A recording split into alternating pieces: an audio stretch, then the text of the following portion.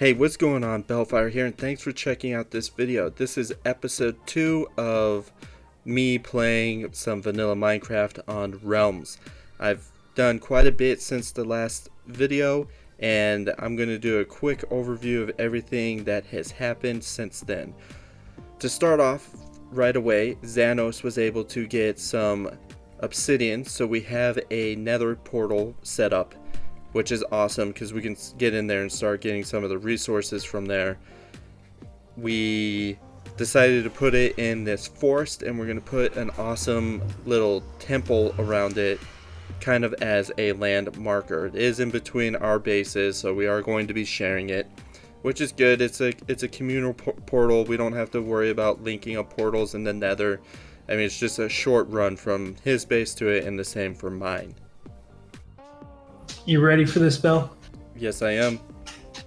Alright, we're going to place our Nether portal. So I remember how to do this. There's another zombie. Ugh. Defend me, Sir Knight. Dead. Did you get it ready? lit? Yes, you did. Alright, you ready to go in there? I'm looking for soul sand so that I can make some water elevators and then some quartz. Obviously. Sounds good. Okay, you can go first. That's fine. Oh no, what happened? I'm pretty sure as I was coming through, a zombie was attacking me. There's a sheep in here already. This looks insane. Yeah. With This is probably our best Nether spawn ever. Oh look, there's a fortress literally right in front. I'm just gonna head down this way. I know for sure I'm going to lose the portal, but whatever. Here, I'll tell you the coordinates. 1-3. Okay. Oh, okay. Write that down really quick. Yeah. Me. And these, all my doors are trash. Like, they're all hollow doors. So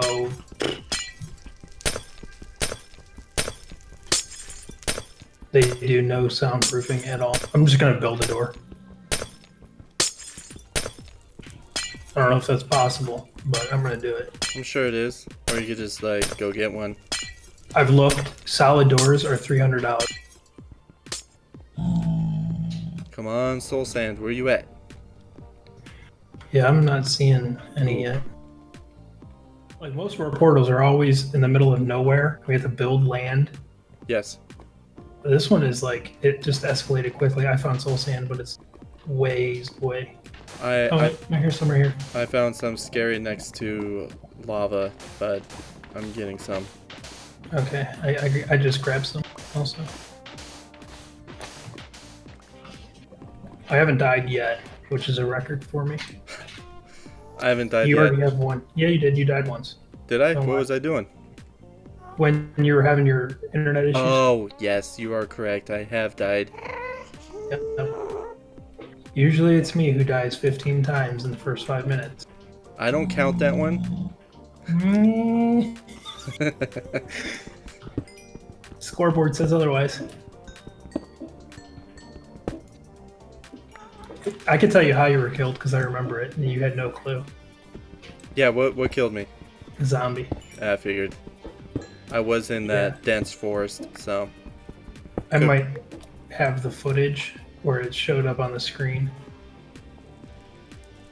Oh, okay, rub it in. That's fine. Because that was during my 8-hour recording session. Oh, okay. Did you go Yeah. into this fortress yet? No. You always seem to loot things before I can get to them, so. No, you're the one who always No, fortresses. I've No, I don't never think so. looted a fortress. I loot mine shafts. You loot fortresses. Every fortress we've ever found, it's empty. Nothing ever really comes out of Yeah. fortresses anyways. Maybe some I think horse armor. Zanos. Huh? saddles, maybe Oh yeah. chainmail. I mean, at that point though, you only need one saddle. Yeah, Well, I guess if you have different horses. like you think. Okay, so I'm just gonna get lost doing this. I was trying to get to that fortress. Whoa! You were standing right next to it. I saw you run away from it. I know, and then I went back to the Nether portal because I got soul sand. Zanos has made the achievement a terrible fortress. Holy Sure, crap, that I was almost so- fell. Yeah, Watch that out. goes. Oh man, that's an Enderman. Do not look at him. What do we need in the Nether fortress anyway? Blaze, run. Blaze rods, so we can make the brewing stations and have the dust from Oh, I'm breaking gonna them build down a for the blaze ender farm. eyes. But isn't there something? Okay, yeah, Ender Eyes. That's what I was thinking. Yeah, you need the No, blaze we need to rods for kill. that. Oh, the Wither. That's what I was thinking of. The Wither skulls. Oh yes. Did you take your loot back Oh to? my god. Oh, there's another. I don't know if this is the same Nether fortress, but I found either a second one or the continuation of it over here. Nice. Yeah, so this is a nice big. If you guys are watching this since the first episode, I hope you're noticing a huge improvement of quality in the video. I didn't realize in the first episode that the capture was in such a poop resolution, but I have made some adjustments. I did a whole bunch of research, made a bunch of changes in a bunch of different places in terms of settings, and I think we are in a good spot now. The next thing that has been put together since the last video is this jungle wood tree farm. This is the 2x2 giant jungle wood trees, and it is inside of these towers that I have built. Now the reason that the towers are set up this way is the way that jungle trees grow. First off, I have them in a box that is a 7x7 and it is 32 blocks high. These trees have a growth height max of 31, so I made sure to make my towers 32 blocks high. Now when you're setting this up, if you're going to go with the towers like this, it is important that you follow a few rules when dealing with the jungle trees. First off, it's important that you don't have any blocks, including torches, in and around the saplings when you plant them down. Second, obviously, you need to have regular dirt underneath the saplings. Next, it is important that on the sapling, so there's 4 saplings, on the 4th sapling, which would be this corner, which is facing northwest. So if you're looking and you're facing west this way and this is north, the sapling northwest, so facing this way, needs to have the biggest clearance, and that is important to the growth of this tree. I had the tower in a 5x5, a 6x5 grid, and then a 7x7, and 7x7 seems to be the best amount of growth room for these trees to shoot up. As soon as I put it in the 7x7, made sure that last sapling there was facing the northwest corner with the most clearance, these trees started shooting up. And I have 2 set up like this, and I might add a 3rd and a 4th later, but these seem to be producing more than enough wood for me. Moving along, the 3rd item that I had built is this little hut right here. Now, while I was out doing things, gathering resources, getting the towers built and whatnot, a traveling merchant showed up to my base, and I was able to capture him with his llamas, move him into this little hut right here, using a boat to pull him along. He had his lead still attached to his llamas, and they followed him right in here, and I constructed this hut around him to try to preserve him. I don't know if I mentioned this in the last video, but this is the first time in a while that I've played Minecraft I definitely haven't played since before the Village and Pillage update, so I didn't know exactly how the traveling merchant mechanics worked, and he does despawn. So this hut now is kind of pointless. I'm going to repurpose it. I might make it a cow farm. It's a little small for what I want to do, so I might make this a storage room for overflow of things like cobblestone and dirt as they come along. I know I hear you, but where are you at? Here he is. Are you hiding in my little cubbyhole? This is cool. So this is a traveling vendor. They come around every once in a while. Any place that you have like an official building, they show up. I'm gonna figure out a way to capture him and his llamas. One minute.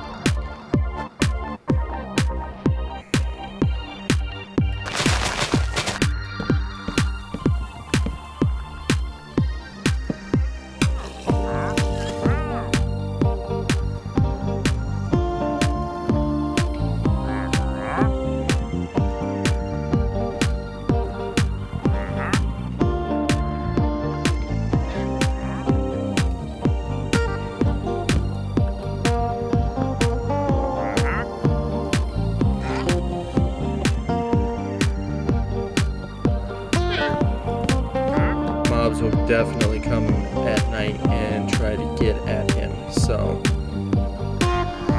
yeah, they will, you're right.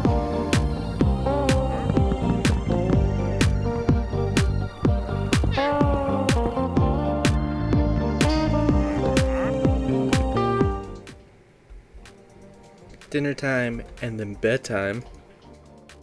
I was able to find the spruce trees out on the other side of Zanos' base. He was able to point me in the direction of them, so I got a couple. I got some saplings and I'm growing them here. This is a miniature temporary tree farm that I have going on so that I can harvest and use this wood. Along with that, I was able to put a roof on the base and get the door that I wanted in here. So that's awesome. Now, the reason I decided to do a flat roof instead of the standard wraparound stair roof is I feel like the base has a kind of modern aesthetic to it, with the two cobblestone segments being separated by this wood area, this wood wall. It kind of had a modern vibe to it, so I threw on a flat roof and I think it pulls it together just nicely. Finally, in terms of my base, we move over here, and this is going to be what I'm going to make a tree farm, a crop farm. I'm putting it straight into the earth. We're digging out a giant hole. I'm going to be taking that all the way down to bedrock, and what I'm going to do is at the very bottom I'm going to have jungle trees, and then from there I'm going to segment it, have different layers with different trees going all the way up to layers of regular cropland. And the reason I'm doing this is normally in all my other bases that I've ever built, I have giant tree farms off to the side of my base, and it becomes an eyesore. It kind of obstructs the base, and I don't like it. So for aesthetics, we're putting it straight into the ground. It's quite a massive undertaking. This is going to be a project that I do on the side off camera until I get it done, and then we'll construct the layers and put in the different tree farms together at a later time. Now this is a bamboo farm that I was putting together just to manually knock it down, because I found out that you can use bamboo as a fuel source for cooking things, but it's not very optimized. It takes 4 bamboo to cook 1 block in a furnace, and one day when we get a automated collector system that can break for us and is collecting a tremendous amount of bamboo, that will be fine as a fuel source, but for right now it's just not what I'm looking for. So that's what I have. That's why I opted to build the giant jungle wood tree farm so that I can fuel this furnace system. Now this is a basic automated smelter, very basic. Later we're going to build a giant auto smelter that has a bunch of different furnaces so that we can cook things at a very